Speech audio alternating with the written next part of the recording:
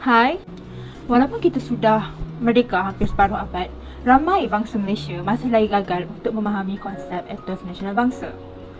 Hal ini telah menimbulkan pelbagai perselisihan faham dan masalah antara rakyat.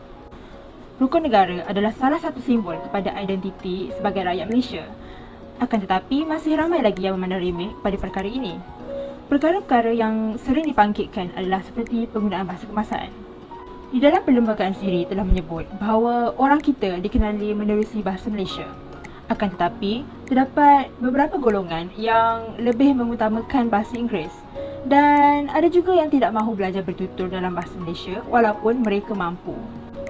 Selain itu, dalam rukun negara sendiri ada menyebut tentang kesetiaan pada raja dan negara dengan harapan rakyat akan lebih mencintakan negara. Akhir sekali ialah isu adat sopan.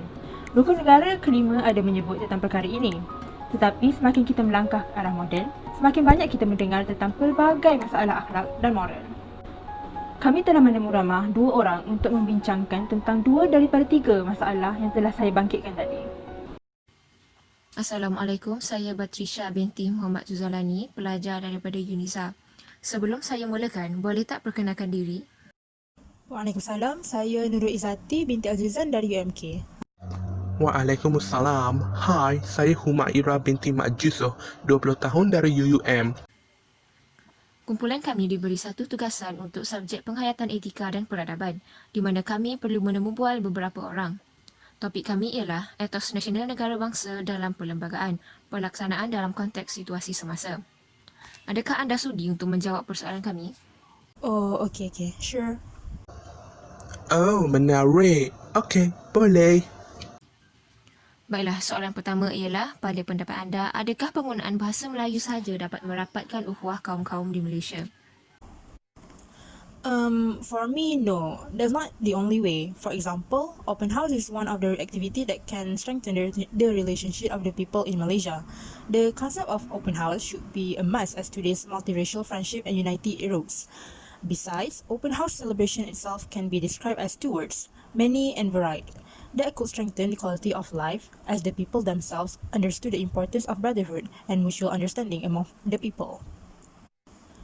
And saling menghormati antara satu sama lain juga penting. This is because Malaysia basically terdiri daripada banyak kaum, which majority kaum Malay, Chinese and Indian. So, isu perkauman sangat sensitif. In order to keep Malaysia harmony, mutual respect is a must. Malaysia adalah negara yang terdiri daripada pelbagai kaum dan sudah semestinya mempunyai pelbagai budaya dan bahasa masing-masing. Memang tidak dinafikan bahawa bahasa Melayu adalah bangsa kebangsaan seperti yang termaktub dalam perkara 152 Perlembagaan Persekutuan dan dapat kita lihat juga bahawa Malaysia juga turut digunakan maafkan saya dan dapat kita lihat juga bahawa bahasa Melayu turut digunakan untuk berkomunikasi antara rakyat. Tapi saya tak setujulah sebenarnya. Ini kerana kita patut mendalami dan pelajari tentang kaum-kaum yang terdapat di negara kita ini, termasuklah belajar bahasa-bahasa mereka.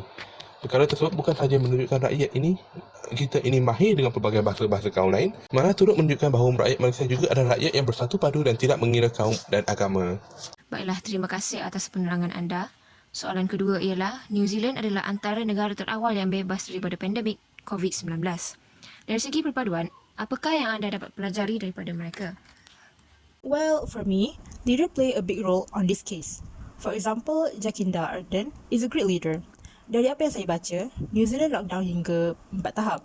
And then tahap tu turun secara berperingkat, which is I think a good tactic lah as for to make sure virus tak tersebar luas. And untuk menjadikan hal ini, rakyat New Zealand did a very good job. Ardern also said that the sacrifices of the people, including compliance with the 7-week curfew, had reduced the virus infection and that they had been rewarded with no active case to date. So, we can see here that because of her great leadership as to make sure her people safe, they supported and obeyed her and untuk bersama-sama memulihkan negara mereka. So, Malaysia can take this as a good example. We already have a great leader, our Tan Sri Muhyiddin Yassin. Kes di Malaysia pun dah makin berkurang, so we can also say that our people also great in following order. Dalam hal ini boleh nampaklah yang rakyat kita also disiplin dan bersatu untuk cegah penularan wabak ini. Dari segi menangani masalah yang sedang melanda negara kita ini, iaitu COVID-19, pada pendapat saya, New Zealand lah adalah negara terbaik dalam menangani masalah ini. Keberjayaan negara tersebut adalah kerana pemimpin dan otoritis yang mengambil langkah drastik dalam menangani virus tersebut. Kita juga perlu faham kita juga perlu kagum dengan rakyat mereka sendiri yang sanggup bersatu padu dan membantu pemimpin dan frontliner mereka untuk menangani masalah tersebut. Inilah satu negara yang terbaik untuk rakyat Malaysia dan pemimpin Malaysia menjadikan contoh. Untuk mengenai masalah ini, sokongan dan kerjasama amatlah diperlukan. Oleh itu, sangat penting untuk semua rakyat mengikuti segala yang telah diberitahu oleh pihak atasan supaya kita dapat menangani masalah-masalah ini. Baiklah, terima kasih Izzati dan Humaira atas penerangan terhadap soalan-soalan kami. Secara ringkasnya, kedua-dua responden kurang bersetuju dengan soalan pertama. Kenapa?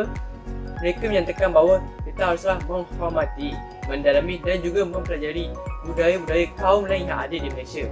Dan untuk soalan kedua pula, mereka menyatakan bahawa Malaysia boleh mengambil iktibar daripada New Zealand dengan rakyat dan pemimpin bekerjasama dalam menangani kes COVID ini. Itu sahaja daripada kami. Sekian, terima kasih.